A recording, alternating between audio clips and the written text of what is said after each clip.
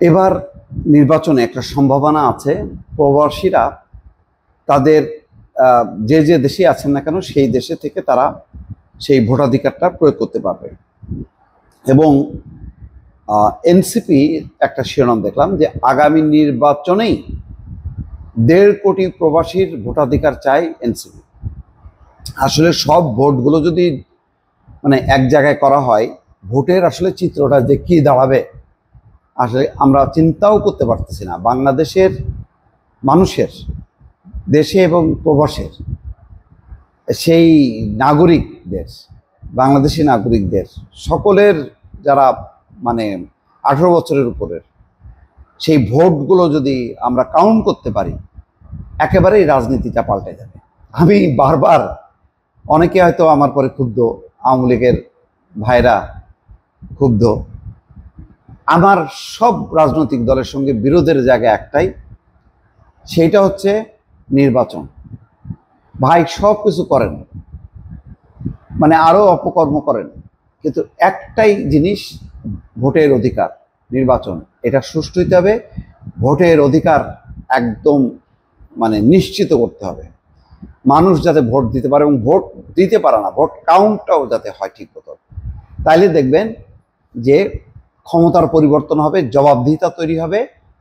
তখন ওই লাফাঙ্গাগিরি যারে বলে ওইগুলি আর চলবে না, লম্বা লম্বা কথা থাকবে না, ওই বুলিয়া ওড়ানো বন্ধ হয়ে যাবে।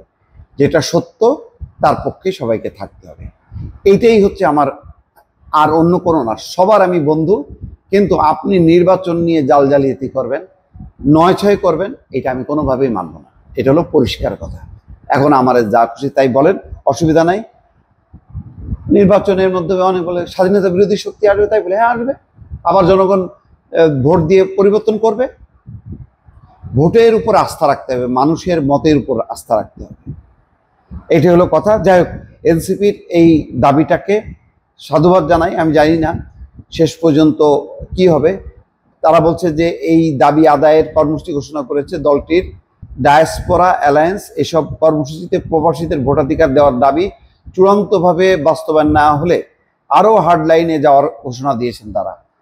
বিকেলে রাজধানীর বাংলা মোটরে এনসিপির অস্থায়ী কেন্দ্রীয় কার্যালয়ে এক সংবাদ সম্মেলনে এনসিপির ডায়াসপোরা অ্যালায়েন্সের পক্ষ থেকে এই ঘোষণা দেওয়া হয়। প্রবাসীদের ভোটাধিকার বিষয়ে ডাকা এই সংবাদ সম্মেলনে 40টি দেশ থেকে ভার্চুয়ালি যুক্ত হয়েছিলেন এনসিপির ডায়াসপোরা অ্যালায়েন্সের নেতাকর্মীরা। এটা চমৎকার, এটি তো দরকার। তারা যদি সব দেশে বিদেশে সবার সাথে কথাবার্তা বলে, তাহলে তারা বুঝতে পারবে যে আসলে তাদেরও দুর্বলতাটা কোথায়, কোন কোন জায়গাগুলোতে মানুষ এখন এনসিপির কাছ থেকে সরে যাচ্ছে।